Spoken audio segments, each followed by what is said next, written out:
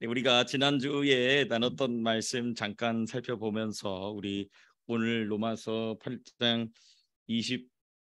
26절부터 또 함께 말씀 살펴보고자 합니다. 우리 지난주는 우리가 24절과 25절을 중심으로 살펴봤습니다. 특별히 24절에 이런 표현이 있습니다. 24절 보시게 되면 우리가 소망으로 구원을 얻었음에라는 표현이 있어서 우리 이 표현을 중심으로 좀 봤습니다. 소망으로 구원을 얻었음에라고 시작되는 24절에서부터 25절은 크게 중요한 세 가지가 있다 말씀드렸습니다. 첫 번째는 24절에 보면 나오는 성도의 소망의 근원이 무엇이냐, 그렇죠? 성도의 소망의 근원이 뭐냐, 성도의 소망은 어디로부터 나오느냐, 요걸 우리가 좀 살펴봤었죠. 예. 그리고 이제 두 번째는 미래를 보는 눈이다, 이렇게 우리가 살펴봤고, 그다음 이제 오늘 마지막으로 지난주 하지 못했던 이 입의 변화, 말의 변화에 관해서도 함께 좀 우리가 살펴보고자 합니다. 먼저 이 24절에서 말하고 있는 우리가 소망으로라고 말할 때 이 서재에 그렇게 돼 있죠. 우리가 소망으로 구원을 얻었음에 보이는 소망이 아니니, 그럼 여기서 이제 그냥 소망이 아니라 무슨 소망이라고 말씀드렸냐면 이 소망이다, 그렇죠? This hope라고 되어 있어요, 영어가, 그렇죠? 그럼 여기서 말하는 이 소망은 뭐냐? 그러려면 이제 23절까지 내용이 무슨 말인지 이해를 해야 이 소망이 뭔지를 알겠죠. 23절까지 말하고 있는 이 소망이 무엇이냐 하면은 바로 성도의 몸의 속량입니다. 몸의 속량이죠. 몸. 우리 육신도 최종적으로 속량이 되는 것. 우리의 몸은 최종적으로 언제 속량이 되죠? 그죠? 우리 주님이 재림하실 때, 그렇죠? 그것이 곧 무엇이라고 말씀드렸냐면 양자됨의 완성이다, 그렇죠? 양자됨의 완성이다. 그 양자됨의 완성, 성도의 몸의 완전한 속량, 우리 주 예수님의 재림의 날을 소망하는 이 소망이 이제 24절에서부터 바울이 이야기하고 있는 중요한 그 소망이라는 테마에서 시작되는 중요한 세 가지 주제, 성도의 소망의 근원, 미래를 보는 눈, 그리고 말의 변화에 대한 부분 우리가 지난주에 두 가지 살펴봤었죠. 그렇죠? 성도의 소망은 이 소망으로부터 출발한다. 그래서 바울은 로마서 4장 18절에서 바랄 수 없는 중에 바라고 믿은 누구를 이야기합니까? 아브라함을 얘기하죠. 그렇죠? 아브라함 믿음이 얼마나 대단하냐면 자기도 아니고 자기 아내가 임신하게 될 것을 믿죠. 대단한 믿음입니다. 근데 사실 아브라함의 믿음의 클라이막스는 어디죠? 장소적으로 보게 되면 모리아산이죠. 모리아산에서 자기의 아들 이삭을 죽이려 하죠. 사실상 죽인 거나 다름이 없습니다. 근데 그때 아브라함의 믿음에 관하여서 해설할 때 보니까 다시 어떻게 하실 줄 알았더라? 살리실 줄을 알았더라. 왜 살리실 줄 알았죠? 하나님이 그렇죠. 하나님이 약속하신 것을 믿었기 때문에, 그렇기 때문에 하나님께서 다시 살릴 것을 믿었다는 것입니다. 그런데 그것을 이제 최종적으로 아브라함 인생 전체를 결론지어서 히브리서 11장에서 뭐라고 얘기하냐면 하나님이 계획하시고 지으실 터가 있는 성을 바라고 믿었다라고 이제 아브라함의 믿음에 관하여 이야기합니다. 그러니까 이제 이 믿음이나 소망이나 이것은 거의 동치의 언어입니다. 그렇죠? 이음 동의어인가요? 이렇게 해야 되겠네요. 네, 다른 이 소리는 다르지만 같은 사실상 믿음이나 소망이나 같이 이렇게 사용될 수 있는 표현인 것이죠. 자, 그다음에 이제 두 번째, 이 소망은 보이지 않는 소망이다. 그래서 우리로 하여금 무엇을 요구하느냐? 제가 방금 이제 믿음에 관한 말씀을 드렸는데요. 믿음을 필요로 하고 인내를 필요로 한다. 왜 믿음을 필요로 하느냐? 25절에 그렇게 돼 있죠. 만일 우리가 보지 못하는 것을 바라면, 그렇죠? 24절과 연관이 됩니다. 보이는 소망이 아니니 보이는 것을 누가 바라리요? 이미 보이고 있는데 바랄 필요가 없다는 것입니다. 이 말이 표현이 이해가 되십니까? 보이지 않고 있기 때문에 소망하게 된다는 거죠. 이미 보이고 있는데 뭘 소망하느냐는 것입니다. 그러니까 이 소망은 보이지 않는 장래일이다. 그러므로 그것을 바라기 위해서는 필연적으로 논리적으로 당연히 무엇을 필요로 하느냐?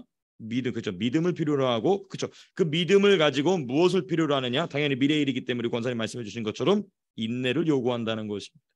그래서 25일에 5절에 보지 못하는 것을 바라면, 여기서 바란다는 게 믿는다는 것입니다. 소망한다면, 믿는다면, 그러니까 소망이란 단어가 믿음이란 단어와 거의 동률적으로 사용되고 있는 것을 우리가 보게 됩니다. 그래서 참된 소망, 참된 믿음을 갖고 있는 사람은 본인도 모르게 뭐 하게 되느냐? 인내하게 된다는 것이, 참게 된다는 것이, 그 시간을 기다리게 된다는 것이. 그래서 우리가 지난주에 보이지 않는 것을 소망한 것은 믿음이 없이는 불가능하다. 그렇죠? 그다음에 이제 보이지 않는 것을 소망하는 성도에게 요구되는 인내다. 당연히 그렇겠죠. 우리가 씨앗을 심었습니다. 제가 기억해 보면은 초등학교 때 씨앗을 심어놓고 1시간 뒤부터 계속 쳐다보는 겁니다. 엄마 이거 왜 안 나오냐? 이제 그러는 것이 우리 초등학교 때 보면 우리 초등학교에서 그거 했던 거 기억이 나는데 마찬가지입니다. 우리가 믿음으로 기다린다는 것의 의미가 무엇이냐? 조급해하지 않는 것입니다. 조급해하지 않는 것, 하나님의 때를 기다릴 줄 아는 것, 그게 이제 바로 인내를.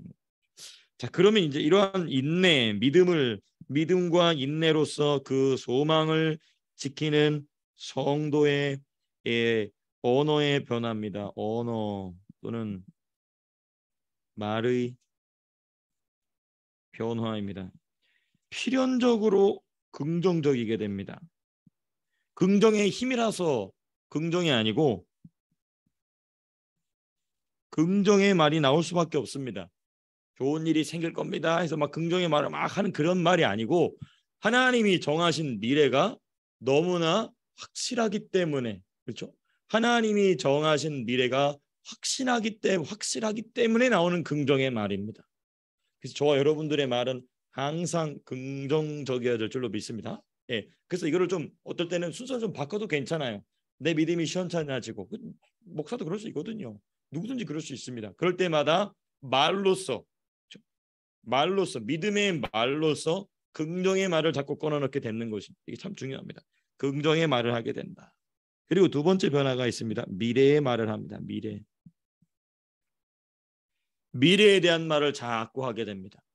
왜냐하면 눈에 보이지 않는 미래의 것을 소망하고 있기 때문에, 눈에 보이지 않는 미래의 것을 믿고 있기 때문에 당연히 그 사람의 생각은 무엇의 것으로 가득 차게 되냐면 미래의 것으로 가득 차게 되는 것이죠. 계속 미래에 대한 말이 나온 것이죠. 하나님이 이런 일을 하실 것입니다. 하나님이 나에게 이런 일을 약속하셨습니다. 계속해서 미래에 대한 말을 하게 되는 것이죠. 이게 참 중요합니다. 여러분, 이게 이제 이렇게 언어가 변한다는 것은 제가 참 지난주 토요일에도 우리 어떤 한 자매님과 우리 다 같이 모여서 좀 교제하면서 있는데, 이게 뭐냐면 성도의 자기 정체성 확립입니다. 이게 뭐 말은 뭐 거창한데요. 이게 뭐냐면 자기 자리로 돌아간다는 것입니다. 여기서 말하는 자기 자리는 내가 정한 자리가 아니라 하나님이 정하신 자기의 자리로 간다는 것이죠. 육체적으로나 정신적으로나 영적으로나 자기의 자리로 돌아간다는 것입니다. 근데 이게 지금 긍정적인 말을 하고 미래적인 말을 하는 게 왜 자기 정체성 확립과 연관이 되느냐? 왜냐하면 성도가 미래를 보기 시작하면은 필연적으로 무엇을 돌아보냐면요, 아주 중요합니다. 과거와 현재에 대한 분별이 시작돼요. 전에는 내 과거나 현재를 생각하면 우울하고 분노가 나기도 하고 낙심하기도 하고 걱정이 되기도 하고 막 정신이 막 왔다 갔다 하기도 하고 그러는데, 우리의 입에서 무엇입니까? 요 앞에 두 전제가 중요합니다. 요 두 전제가 중요합니다. 이거 없이 뭐 긍정의 말 아무짝에 쓸모가 없습니다. 요 두 전제를 통하여서 나오는 언어의 변화, 말의 변화, 곧 긍정의 말과 미래를 향한 말이 그 사람이 위해서 나오는 순간, 나오는 그 시간들 속에서 무엇이 시작이 되느냐?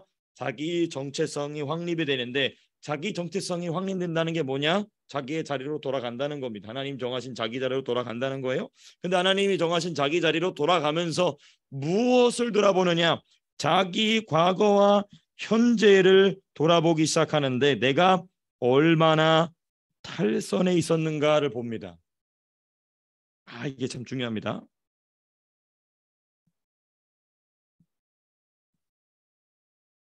얼마나 탈선해 있었는가.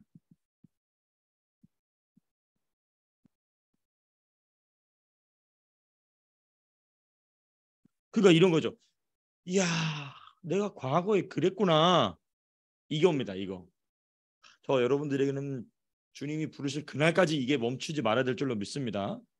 이게 이게 나는 다 끝났어. 그거 제가 어제 저희 아버님하고 이런 데랑 이제 통화를 좀 하다가 그런 사람은 왕 귀신한테 잡혀 있는 거라고 그러시는 거예요. 그 맞는 말씀이에요. 그렇죠. 바울도 보십시오. 순교하기 전까지도 나는 괴인 중에 뭐라고 얘기합니까? 괴수라고 얘기해요. 주님께 가까이 가면 갈수록 계속해서 끝없이 보이게 너무나 선명하게 보이는 자기의 죄의 모습, 그걸 끌어안고자 있고 하는 그 모습이 더욱 깊이 발견된다는 것이죠. 근데 이제 과거와 현재에 대한 분별이 시작된다는 것은 내가 얼마나 주님이 원하시는 노정이 이제 여행길이지 않습니까? 거기서 얼마나 탈선했는가가 보이기 시작하게 되죠. 그래서 그런 것들을 이제 하나씩 정리해 나가기 시작합니다. 그러니까 사람이 자기 자리로 돌아온다는 것은 미래를 향하여 막 긍정적인 말을 막 쏟아낸다. 그거 좀 의심해 볼 필요가 있어요. 근데 그 사람이 미래에 대한 말, 소망에 대한 소망으로 말하고 하나 긍정의 말이 나오면서 동시에 자기 과거에 대한 반성의 말이 나오고 있다. 그럼 그거는 진짜의 확률이 매우 높습니다. 왜? 자기 정체성이 제대로 확립이 되고 있다. 쉽게 말하면 그 룻기 있지 않습니까? 룻기에서 다 자기 집을 버리고 돌아갔다가 신나게 얻어터지고 이제 자기 집으로 돌아오죠.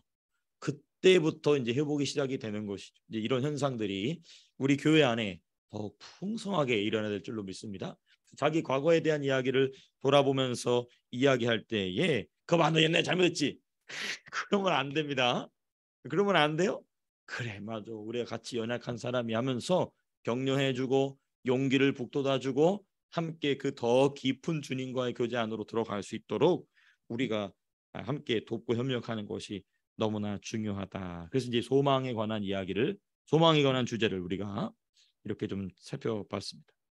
자, 그리고 이제 이어서 이제 오늘 우리가 이제 더 자세하게 살펴봐야 될 내용이 이제 26절부터의 말씀입니다. 26절부터 30절까지 주제입니다.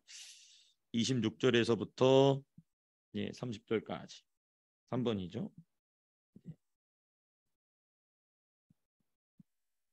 26절에서부터 30절. 이 26절에서부터 30절까지는 장차의 영광을 기다리는 성도를 도우시는 성령의 사역에 관하여 기록이 되어 있습니다. 기록에서 말씀드린다면 장차의 영광을 기다리는 또는 소망하는 이겠죠. 기다리는 를 도우시는 성령의 사역에 관하여서 26절에서부터 30절까지 쭉 기록이 되어 있는데요. 핵심은 당연히 무엇입니까? 탄식의 간구입니다. 성령께서 하시는 탄식의 기도 플러스 아주 흥미로운 주제가 이제 28절, 9절, 30절에 나오는데 거기 이제 뭐가 나오냐면 선을 이루시는 견인이 납니다. 견인.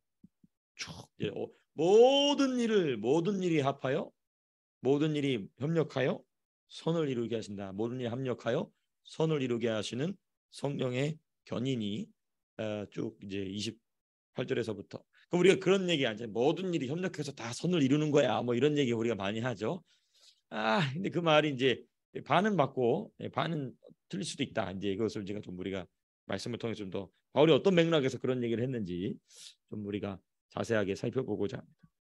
자, 그럼 이제 우리가 먼저 살펴볼 내용은 26절과 27절입니다. 우리 26절과 27절 한번 같이 읽어보실까요? 26절, 27절 같이 함께 읽겠습니다. 시작. 이와 같이 성령도 우리 연약함을 도우시나니 이는 마땅히 기도할 바를 알지 못하나 오직 성령이 말할 수 없는 탄식으로 우리를 위하여 친히 간구하시느니라. 마음을 살피시는 이가 성령의 생각을 아시나니 이는 성령이 하나님의 뜻대로 성도를 위하여 간구하심이라. 여기 이제 핵심입니다. 성도를 위하여, 성도를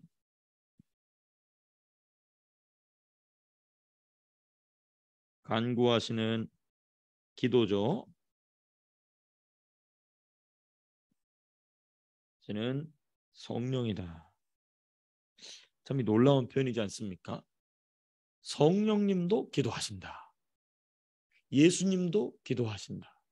예수님과 성령님의 기도의 핵심은 누구냐? 저와 여러분들입니다. 이건 더 놀라 자빠질 일이죠. 그렇죠?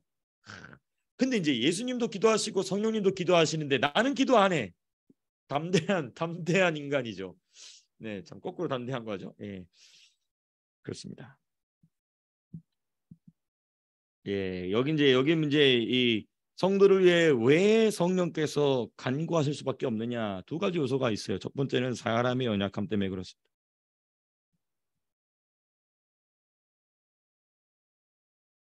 그리고 두 번째 이유는 하나님의 뜻 때문에 그렇습니다. 이 두 가지 이유가 성령께서 말할 수 없는 탄식으로 우리를 위해서 기도하시는 간구하시는 중요한 이 이유다. 원인이다. 원이란 좀 어폐가 있을 수 있지만 그렇습니다. 그러면 이제 우리의 연약함이 뭐냐 이걸 좀 살펴봐야 되겠죠. 우리의 연약함은 뭐냐? 26절에서 말하고 있는 우리의 연약함 그렇죠? 이와 같이라는 표현이 있는데 이 이와 같이라는 것도 좀 우리가 좀 설명이 필요하지만 생략하도록 하고요. 성령도 우리의 연약함을 도우시나니. 그럼 여기서 이제 우리의 연약함이 뭔지를 좀 알아야 되겠죠. 왜냐하면 이 우리의 연약함은 성령이 말할 수 없는 탄식으로 기도하실 수밖에 없는 원인을 제공하거든요. 그렇죠? 그래서 우리의 연약함이 무엇이냐?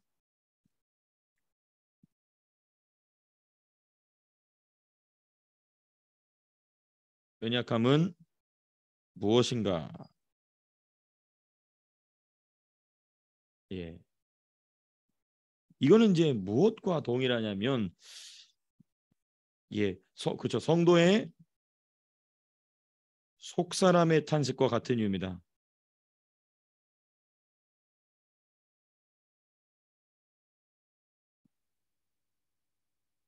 동일한 이유입니다.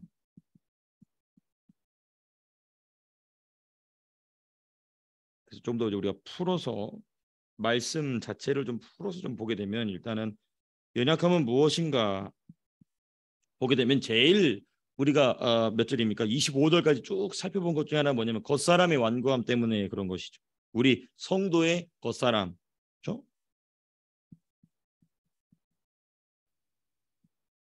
겉사람의 완고함, 고집입니다. 고집. 네. 플러스 바울은 여기서 이제 무엇도 얘기하고 있냐면요. 몇 절에서 얘기하고 있냐면 25절 보면은 25절에서 뭘 얘기하고 있냐면 만일 우리가 보지 못하는 것을 바라면 여기서 무엇에 대한 한계를 얘기하고 있냐면 육체 한계까지 이야기하고 있습니다. 우리 눈으로 못 본다는 것입니다. 그러니까 저 바울이 얘기하고 있는 성령이 탄식하시는 첫 번째 이유는 우리 속사람의 완고함, 그렇죠? 우리 이성과 감정의 완고함도 있고 플러스 거기에 뭐도 있냐면 25절이 말하고 있는 육체의 한계. 우리의 이 몸덩어리도 몸도 우리의 신체도 이것을 방해한다는 것이. 예. 그래서 우리는 여기서 이제 어떤 뭐 결론 내지는 이걸 파악하게 되면 성도의 속사람 외에는 모든 것이 장차의 영광 바라보는 것을 방해한다는 것입니다. 속사람 외에는 성도의 속사람 외에는 모든 것이 장차의 영광을 바라는 바라는 것을 강력하게 방해한다. 예.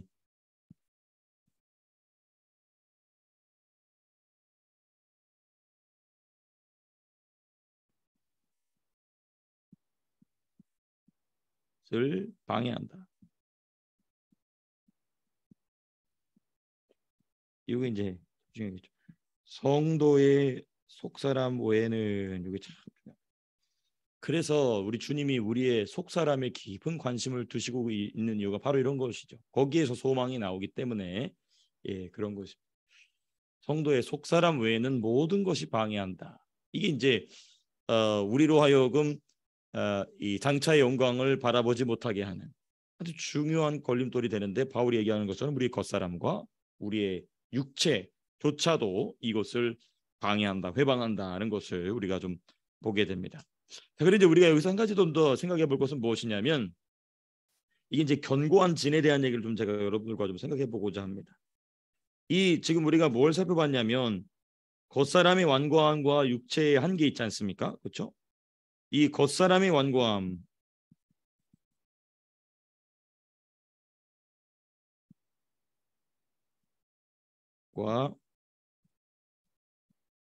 육체의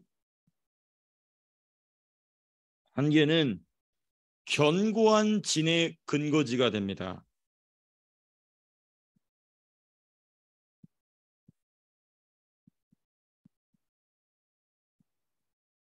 이 견고한 진의 근거지가 됩니다. 이 견고한 진이 어디에 나오냐면 우리 고린도후서 한번 찾아보시겠습니다. 고린도후서 10장 4절의 말씀이죠. 고린도후서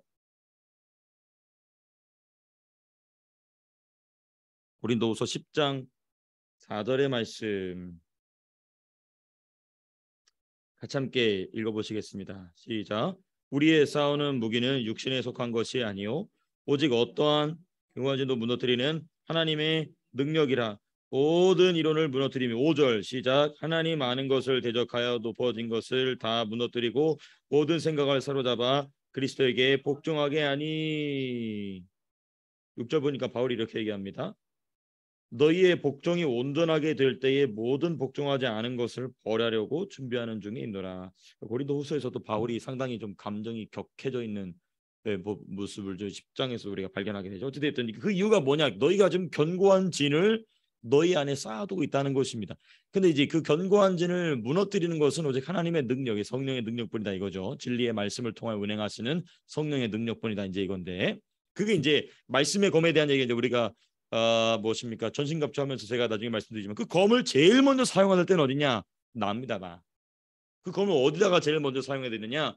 그 성령의 검, 곧 하나님의 말씀을 가져라. 그렇죠? 그럼 그거 제일 어디다 먼저 써야 되느냐? 나부터 써야 된다는 것입니다. 왜냐하면 내 안에 견고한 진이 있기 때문에. 근데 이 견고한 진을 누가 만들어내느냐, 이게 중요하겠죠. 이 견고한 진이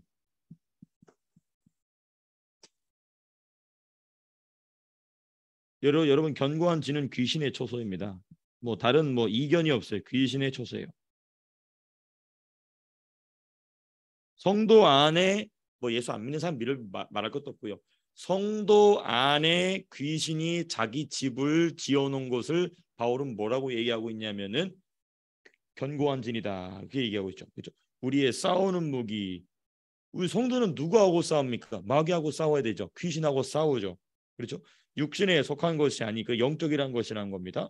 오직 어떠한 견고한, 그럼 여기서 말하는 견고한 진도 무슨 견고한 진이 영적인 견고한 진이겠죠? 그렇죠? 왜냐하면은 우리의 싸우는 무기가 육신에 속한 게 아닌 영에 속한 것이다. 그럼 영에 속한 무기는 무엇을 쓰러뜨리는 무기냐면 영적인 견고한 진을 무너뜨린다는 것입니다. 근데 이 영적인 견고한 진이 어떤 견고한 진이냐? 5절에 설명이 나옵니다. 하나님 아는 것을 대적하여 높아진 것을이라고 얘기하고 있어요. 그러니까 이 하나님 아는 것, 하나님을 알고 하나님을 믿고 하나님 섬기는 것, 대적하는 것 누가 하는 겁니까? 마귀가 하는 짓이죠. 귀신들이 하는 짓이죠. 근데 그 귀신들이 견고한 진을 어디 먼 데다가 줘놓는 게 아니라 어디 안에? 저와 그죠, 성도 안에. 근데 그 근거지가 어디냐? 바로 이거라는 것이죠. 겉사람의 완고함, 육체의 한계, 그렇죠? 예, 육체의 한계 또는 육체의 연약함, 그렇죠? 여기에 약한 귀신들이 견고한 진을 쌓는다. 이 견고한 진을 어떻게 박살내느냐? 성령께서 박살내시죠. 근데 성령이 아무에게나 이렇게 박살내시지 않고 어떤 사람에게 이것을 무너뜨릴 힘을 주시느냐? 말씀과 기도입니다. 뭐 왕도가 없어요. 말씀과 기도입니다. 말씀과 기도. 말씀과 기도를 붙잡기 위해서 애쓰는 성도에게 성령이 능력을 주셔서 자기 안에 있는 견고한 진을 무너뜨리게 하시죠. 우리 교회는 그런 교회가 교회인 줄로 믿습니다. 네, 네. 제가 왜 그거를 이렇게 우습게 얘기하죠? 이런 저의 불신이. 네. 우리 교회는 그런 교회인 것입니다. 하나님의 말씀과 기도로 내 안에 있는 견고한 진을 무너뜨리는 교회. 이게 참 우리 주님이 꿈꾸시는 교회죠. 이 본문 돌아와서 이게 어쨌든 이 연약함이 바로 성령이 탄식하시면서 기도하실 수밖에 없는 원인이다. 하나님의 뜻은 이제 우리가 조금 더 이제 뒤에 가서 좀 살펴보겠습니다. 왜냐하면 이제 두 가지 이유가 있다 아까 말씀드렸죠. 성령이 왜 탄식하며 기도하시느냐? 하나님의 뜻인데 그건 좀 우리가 뒤에 말씀 또 나옵니다. 하나님의 뜻에 대한 말씀이 나옵니다. 자, 그런데 이제 이 연약함이 무엇인가는 좀 우리가 살펴봤고요. 그럼 이 연약함의 결과는 뭐냐? 그것도 우리가 좀 이 말씀에 기록이 되어 있습니다. 몇 절에 나오냐면 26절에 계속 나와 있는데요. 26절을 보시게 되면 우리의 연약함의 결과는 무엇인가? 결과는 무엇인가? 한번 26절에서 답을 찾아보실 수 있으시겠습니까? 우리 연약함의 결과 무엇입니까? 26절. 제가 간만에 질문을 여러분들께 드리는군요. 무엇이라고 생각하십니까? 우리 연약함의 결과 26절에 기록이 되어 있는데요. 그렇습니다. 정말 우리 성도들 훌륭하십니다. 마땅히 기도할 바를 알지 못한다는 것입니다. 마땅히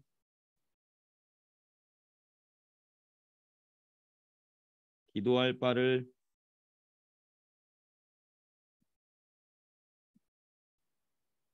쉽게 말하면 이겁니다. 뭘 기도해야 될지 모른다는 겁니다. 기도의 맥락을 못 잡는다는 것이죠. 우리의 연약함 때문에. 그래서 성령이 우리를 위해서 탄식하면서 기도하신다는 것입니다. 좀 더 우리가 이 부분을 풀어서 좀 살펴본다면, 그러면 이제 마땅히 기도해야 될 내용이 뭐냐, 이게 이제 필요하겠죠. 예, 그렇죠. 마땅히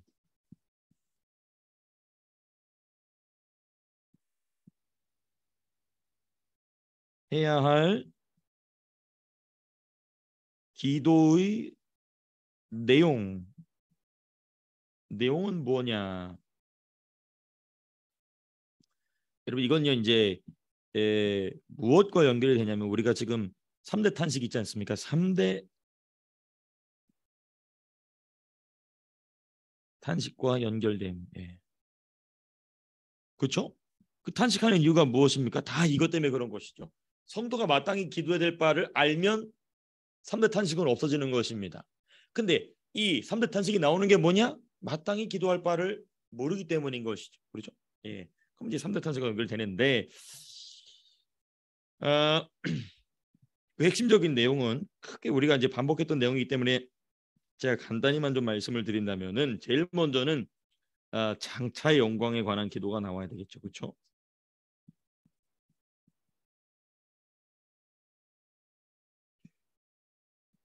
장차의 영광에 대한 기도다 하면은 조금 그건 어차피 장차에 올리는 내가 뭘 기도하나 이럴 수 있거든요. 그러니까 이제 무엇과 연결되냐면 장차의 영광을 위한 현재의 나의 결정, 나의 태도, 나의 자세는 무엇인지에 대한 기도가 나와야 된다는 얘기죠. 그렇죠? 예. 장차의 영광 곧 부활의 모습이죠. 부활의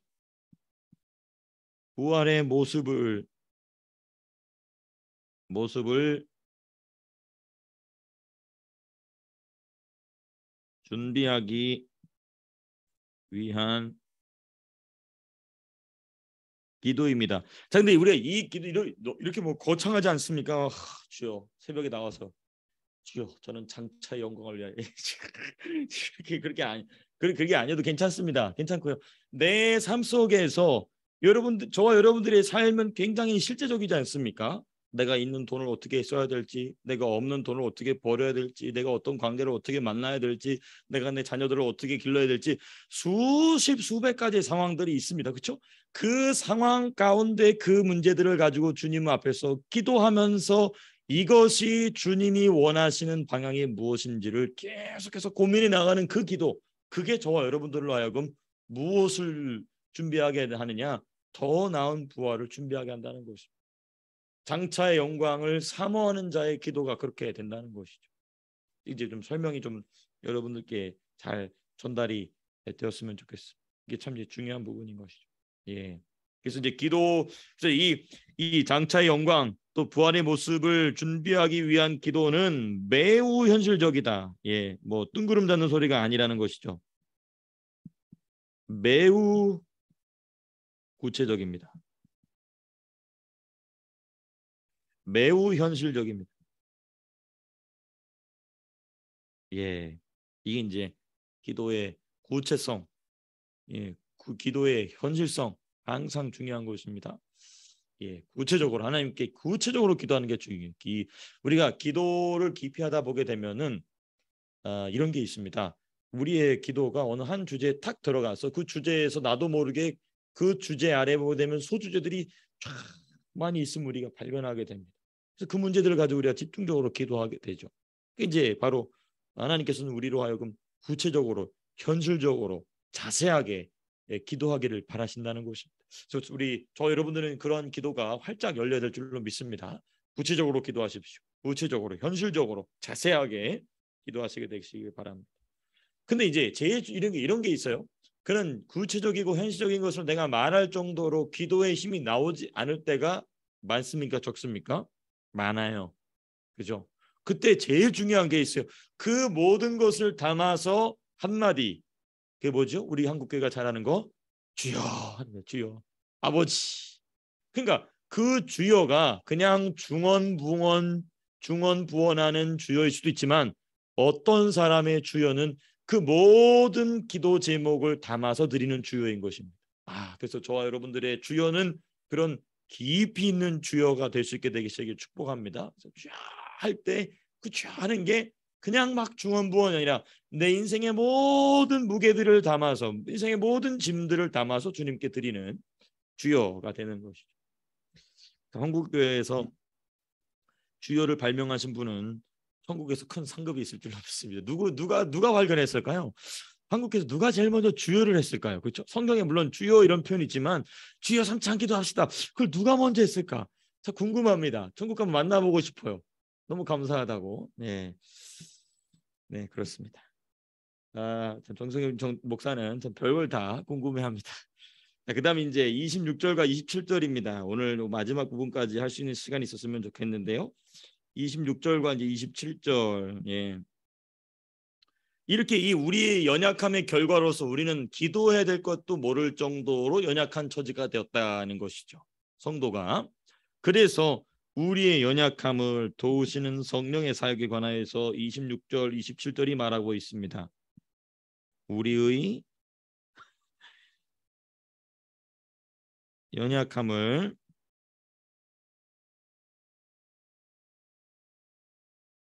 도우시는 성령. 그게 이제 바로 우리가 계속해서 언급하면서 말하고 있는 성령의 말할 수 없는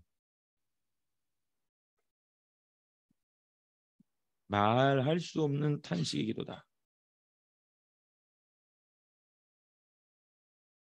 여러분 우리는 이 표현에 좀 집중해 봐야 됩니다. 말할 수 없다. 영어로 뭐라고 되어 있었죠? 말할 수 없는 탄식으로. 26절에 보니까 wordless groan이라고 되어 있어요. wordless. 그렇죠? 말로 표현할 수 없는 그렇죠. wordless groans. 얼마나 깊이 성령이 탄식하시는지 말로 표현이 안 될 정도로 탄식하신다. 그러니까 우리 왜 탄식하시느냐? 그만큼 이제 답답하시다는 거죠. 그렇죠? 예, 성령께서 답답하시다는 건데. 자, 근데 이 성령이 우리를 위해서 기도하신다는 것은 두 번이나 언급되고 있어요. 어디에 기록되어 있냐면 26절 마지막에 보면은 우리를 위하여 친히 간구하신다.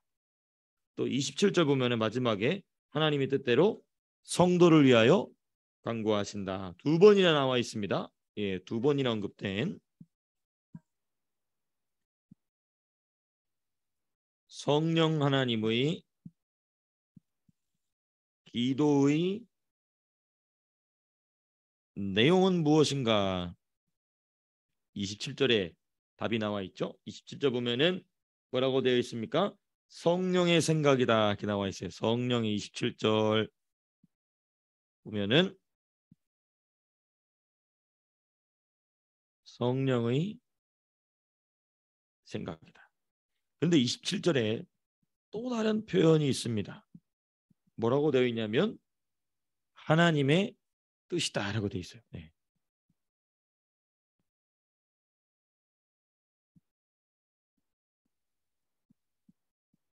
제가 좀 시간이 부족해서 그런데요. 이 한번 가만히 읽어보십시오. 요 말이 이제 내용이 26절, 20절 나중에 한번 우리 시간 되실 때 개인적으로 한번 가만히 읽어보십시오. 이 성령의 생각이 곧 하나님의 뜻인데 그게 곧 성도를 위한 말할 수 없는 성령 하나님의 탄식의 기도 내용이라는 것입니다. 자, 근데 이 성령의 생각이다. 하나님의 뜻이다. 이게 이제 그래서 이제 우리가 무슨 힌트를 주느냐? 아, 그러므로 우리 성도의 기도의 내용은 무엇이어야 되느냐? 성도의 마땅한 기도의 내용은 바로 성령의 성령의 생각이어야 된다. 그렇죠? 뭐 당연한 얘기지만 곧 하나님의 뜻이어야 한다. 예. 근데 이제 이게 문제죠. 오케이, 그건 잘 알겠다 이거예요. 성령의 생각으로 우리가 기도해야 된다는 거, 하나님의 뜻대로 기도해야 된다는 거. 그래서 이 부분을 장로교회가 굉장히 강조하죠. 그래서 막 자기 소원대로 막 자기 멋대로 막 기도하는 걸 굉장히 절제시키고 어느 부분에서는 좀 심할 정도로 기도에 대한 제약을 둡니다. 근데 그건 좀 오해에서 발생되고 있는 것이죠. 하나님께서 어떻게 이러한 성령의 생각, 하나님의 뜻을 드러내시느냐에 대한 아, 뭐라 해야 오해라고 말하기는 좀 어폐가 있을 수 있으나 어쨌든 오해가 있는 것입니다. 이게 이 성령의 생각, 하나님의 뜻이 어떻게 나타나느냐면 여러분 소원으로 나타납니다. 소원으로 나타나요. 저와 여러분들의 소원으로 나 이렇게 됐으면 좋겠다라는 소원으로 나타난다는 것이죠. 성경적인 근거가 있습니다. 시편 한번 찾아보겠습니다. 시편 107편 30절. 시편입니다. 시편 107편 30절.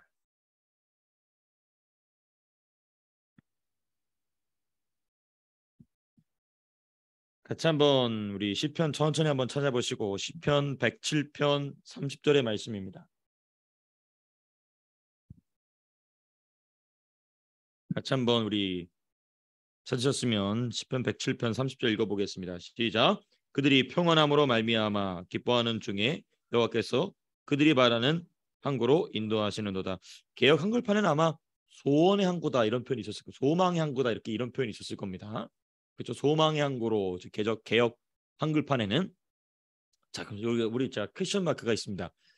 하나님이 우리가 원하는 그들이 바라는 항구로 인도하신다 했을 때 여기서 바라는 항구는 분명히 그 당사자가 바라는 항구였습니다. 그렇겠죠? 그렇죠? 근데 그 항구를 누구도 바라셨을까요? 하나님도 바라셨기 때문에 그렇게 인도에 가시는 거죠. 예를 들면 이런 것입니다. 요나 보십시오. 요나는 원래 어디로 가야 되냐면 니느웨로 가야 돼. 니느웨가 가까운 항구로 가서야 됐어요. 근데 어디로 갑니까? 다시스로 가죠. 하나님이 니느웨의 소원을 뒤집어 버리시죠. 그리고 니느웨로 가던 이 요나가 물고기 뱃속에 들어가고 나서 하나님의 소원이 누구의 소원이 됩니까? 자기 소원이 됩니다. 그리고 어디로 가냐면 니느웨로 가죠.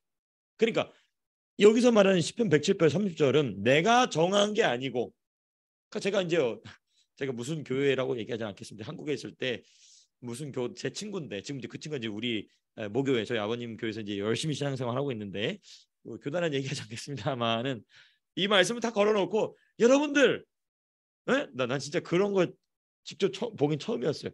40평 아파트를 소원에 두고 하면 40평 아파트에 소원의 한 곳에 인도에 가신다. 미치겠네 진짜.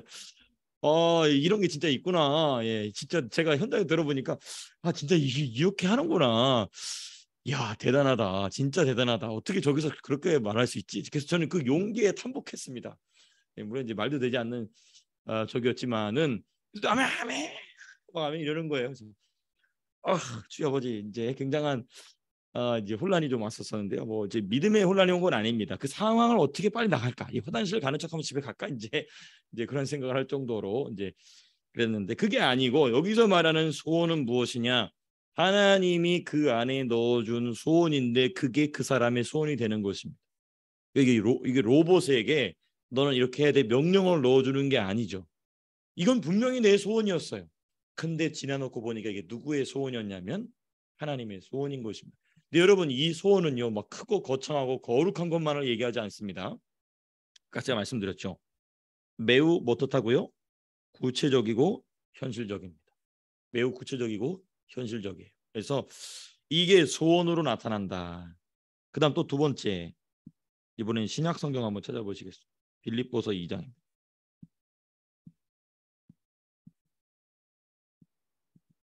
2장 13절.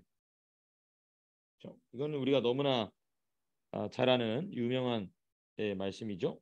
예, 빌립보서 2장 13절의 말씀입니다. 빌립보서 2장 13절 같이 한번 읽겠습니다. 시작. 너희 안에서 행하시는 이는 하나님이시니 자기의 기쁘신 뜻을 위하여 너희에게 두고 행하기. 알고십시오. 너희에게 무엇을 두고 소원을 넣어주신다는 거예요. 여기서 소원은 너 원치 않지만 너 이렇게 해, 이게 아니고 내가 단 마음으로 내가 그게 소원이 되는 것이. 이런 거 예를 들면 이런 것이죠. 내가 성령님을 깊이 체험하길 원합니다. 누구의 소원이? 이거 분명히 이건 내 소원입니다. 근데 그걸 누가 넣어주셨다고요? 하나님이 넣어주셨다는 것이죠. 이렇게 하나님이 일을 하신다는 것이죠. 그러니까 하나님은 우리의 소원을 통하여서 무엇을 드러내시느냐? 성령의 생각, 하나님의 뜻을 드러내신다는 것입니다. 그러면 이제 그 소원은 어떻게 분별하느냐가 이제 우리에게 중요한 과제겠죠. 그 분별의 기준은 당연히 무엇입니까? 진리의 말씀, 성경입니다. 성경. 진리의 말씀인 성경. 진리의 말씀인 성경을 내가 66권을 다 알아볼 수가 없죠. 그렇죠? 그래서 제가 로마서를 맨 처음 묵상할 때에 인트로덕션 하면서 판결 흉패에 대한 말씀을 드린 적이 있죠. 그렇죠? 그게 이제 바로 그런 이유 때문에 그런 것이. 성도님들께서 말씀을 가지고 직접 본인들의 삶 속에 일어나는 일들에 관하여서 하나님이 넣어진 소원을 따라가야 되는데, 자기가 자기 소원에 대한 의심이 있습니까? 없습니까? 누구나 다 있어요. 그럼 이걸 어떻게 분별해 나갈 것이냐? 하나님 말씀을 기준으로 찾아가야 되는데 하나님 말씀으로 찾아가는 게 쉽지 않죠. 그래서 판결 흉패를 넣어둔 사도 바울을 통하여 또 각 교회의 목회자들을 통하여 하나님은 그것을 분별해 나가게 하신다는 것이죠. 그러니까 제사장의 사역이 바로 그런 것입니다. 제사장이 늘 맨날 구구장천 높은 하나님 거룩하신 그 얘기만 하는 게 아니라 자신의 삶 속에 시시콜콜한 그 요세푸스의 그 책에 보면 그런 얘기도 나와요. 심지어 아이를 임신하지 못하는 여인들의 고민까지도 제사장들에게 가서 얘기했다고 그랬어요. 남편이 자기 아내의 고민까지도 가서 그렇게 얘기했다고 돼 있어요. 그러니까 삶의 문제가 모든 아주 그 구체적인 문제들을 향한 하나님의 구체적인 응답이 무엇을 통하여 나타나느냐? 저와 여러분들의 소원을 통하여. 근데 그 소원은 무엇으로 분별돼야 된다? 하나님의 말씀으로. 하나님의 말씀, 그 말씀 위에 서서 이 말씀 사역자들의 도움을 통해 그 소원을 분별해 나가신다는 것이죠.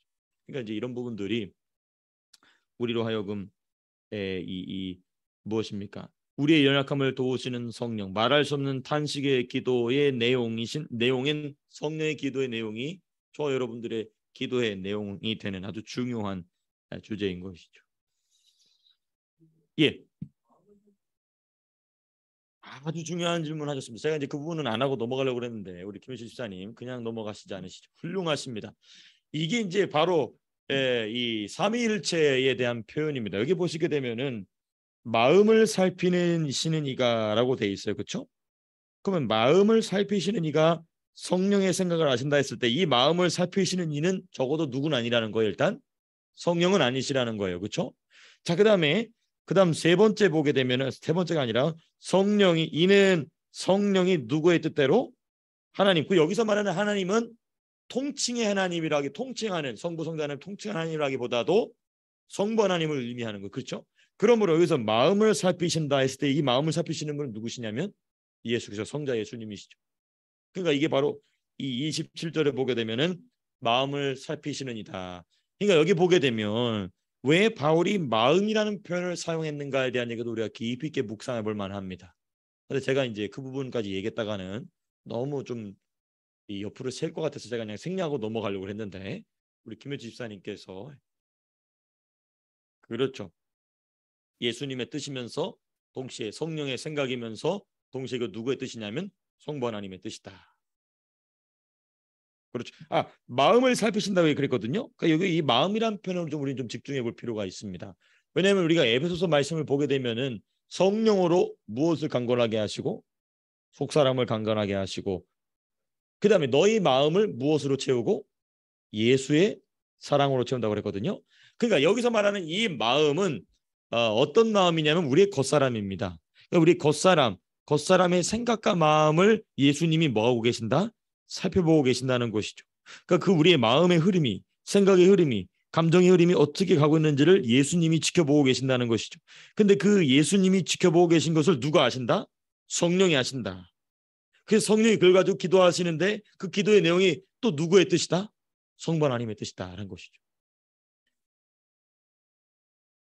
그렇죠. 요 마음은 우리의 겉사람을 의미하는 것입니다. 우리의 겉사람을 살펴보고 계신다는 것이죠. 당연히 우리 예수님, 우리 속사람도 당연히 살펴보시죠. 근데 바울이 이 맥락 안에서 이야기하고 있는 왜냐하면 지금 우리의 연약함이 무엇입니까? 연약함의 결과가 무엇입니까? 기도할 바를 알지 못하게 되죠. 근데 그 연약함은 어디에 근거를 두고 있냐면 우리의 겉사람의 완고함과 육체의 한계 때문인 것이죠.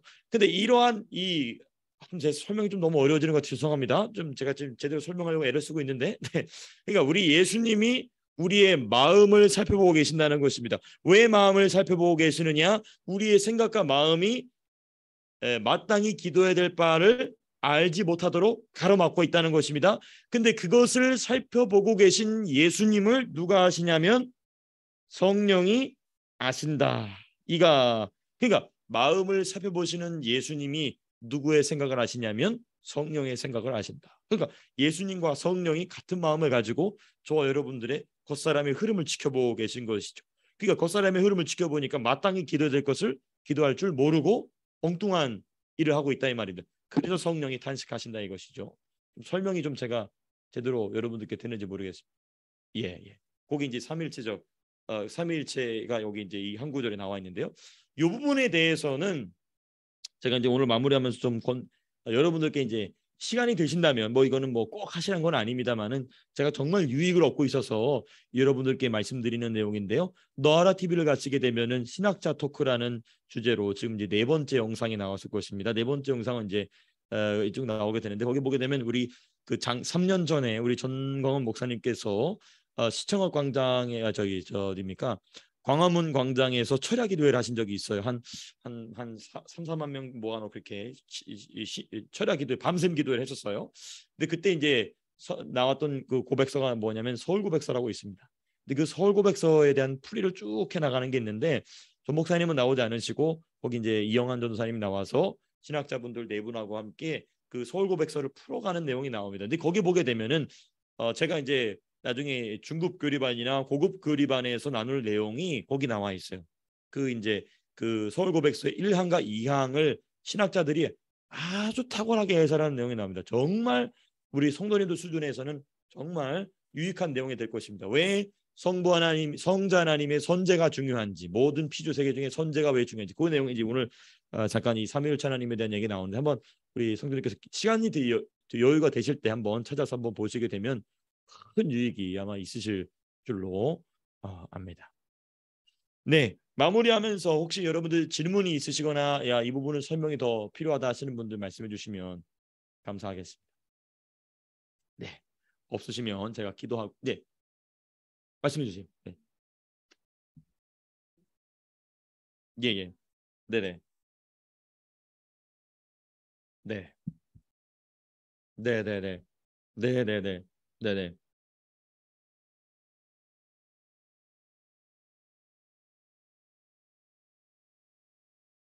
아, 그렇죠. 이제 이런 게 있을 수 있어요. 예, 맞아요, 맞아요. 그러니까 이제 이런 그게 참 이제 우리가 이 제가 이제 다음 주에 할 내용인데 그 내용이 왜냐면은 이 우리가 마땅히 기도할 바를 알지 못한다고 얘기했잖아요, 바울이 그렇죠? 근데 바울은 또 뭘 알고 있냐면 성령이 말할 수 없는 탄식으로 기도하신다는 걸 지금 누가 알아서 기록하고 있습니까? 바울이 들은 거예요. 그러니까 바울은 누군가는 듣지 못하는 성령의 탄식을 들었다는 것이거든요. 이제 이게 지금 제가 그 말씀드린 내용의 근거인데, 근데 이런 게 있을 수 있죠. 그 사람의 속 사람의 성장에 따라서 이거는 이 수준에서는 내가 해도 괜찮다 이런 게 있을 수 있어요. 이게 이제 이거는 어, 뭐 1 더하기 1은 2다라고 명확하게 딱 떨어지는 답이 나오기에 좀 어려운 부분이죠. 그렇지만 이제 집사님께서 지금 질문해 주신 내용처럼 어디서부터 어디까지 이야기하는 게 좋을까? 이제 이런 거는 사람마다 다 차이가 있을 수 있습니다. 사람마다 다 차이가 있을 수 있는데 저는 최대한 우리 성도님들의 이 질문이라든지 이런 부분들을 저는 최대한 답변을 드리고자 아, 상당히 마음이 열린 마음으로 준비하고 있기 때문에 전혀 개념치 마시고 오시고. 근데 다만 이런 경우도 있으시더라고요. 뭐 우리 뭐 존 목사님 같은 경우는 그런 거 물으면 알아서 하라고 이제 막 뭐라고 막 퇴짜를 주시는 경우도 있어요. 근데 저는 그렇게 하지 않을 겁니다. 네, 그럴 만한 용기도 없거니와. 네, 네. 예, 근데 이제 그런 부분을 어떻게 찾아갈 것이냐. 그럼 이제 그거 중요하겠죠. 목사가 이 부분은 요 정도는 이제는 성도님께서 기도 중에 알아서 결정하셔도 될 만한 문제입니다. 이렇게 이런 부분들은 이제 영적인 부분들을 이제 우리가 조율해 나가는 게 참 중요하겠죠. 그렇죠? 예를 들면 이런 겁니다. 태아가 엄마 나 오늘 양말 무슨 색 하실 거냐 이러고 있죠. 이런 걸 지금 물어본다. 그럼 이제 그 부분 이제 아니라고 너 알아서 얘기해줘야 되겠죠. 그렇죠? 이런 부분들. 시윤이가 아빠 오늘 뭐 양말을 무슨 색깔 하시는가? 뭐 그거는 제가 이제 얼마든지 대답할 수 있겠죠. 근데 이런 부분이 있지 않겠는가? 우리가 좀 생각해 볼 수 있겠죠. 예, 예, 그렇죠, 맞아.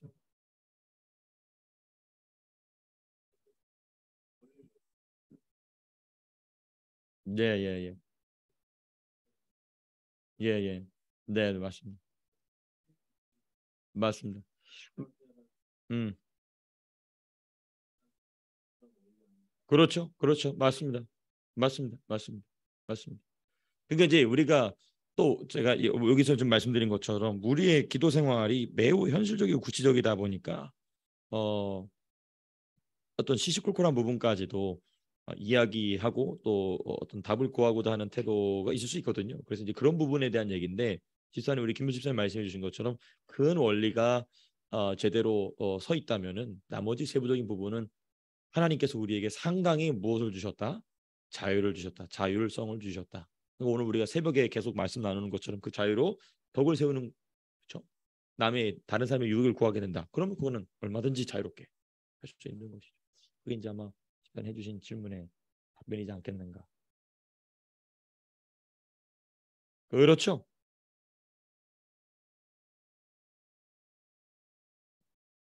그렇죠. 그렇죠. 그렇죠. 그럴 때.